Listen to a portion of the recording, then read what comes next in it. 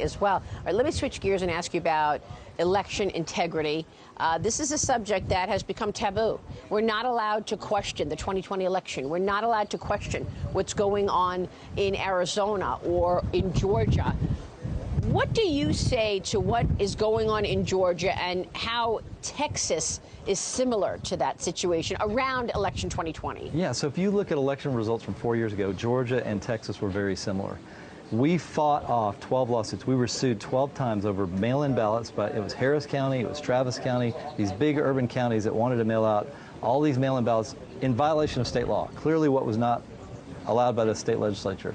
And so we fought these off, and they didn't want signature verification. We were told by a federal judge that was unconstitutional. So we had state lawsuits, different counties, federal lawsuits. We had 12 of them. We won every single one of them. Had we not won every single one of those lawsuits, I'm convinced that those ballots would have gone out, and we would have been just like Georgia, who decided to capitulate and sign consent decrees and say it's okay. We're going to let these mail-in ballots go out. We're going to allow no signature verification. We're going to allow drop boxes. All those things had an impact. And instead of Georgia and Texas having similar results this time, because we defended those lawsuits, Trump won. We were able to have a Republican legislature here, and in Georgia, it was completely turned. So are you saying that because of what we saw in mail-in ballots in Georgia, you're questioning the results? I absolutely am questioning. I know what would have happened here. They would have stopped counting, just like they did in those states, and they would have been counting mail-in ballots until they get the right number of votes, and suddenly Trump loses, and we lose the state house here. We lose some of our Supreme Court justices,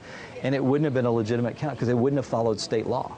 So are you questioning what happened in the 2020 election? Absolutely. They didn't follow state law in these states. It's clear. Whether you think there was fraud or not, it's almost impossible to prove the fraud because they separated the ballots. They never did the signature verification. So the proof, the evidence is gone. But we do know they didn't follow state law. And I know that in Texas, had they not followed state law, that we would have lost the election because they would have been more opportunity for fraud.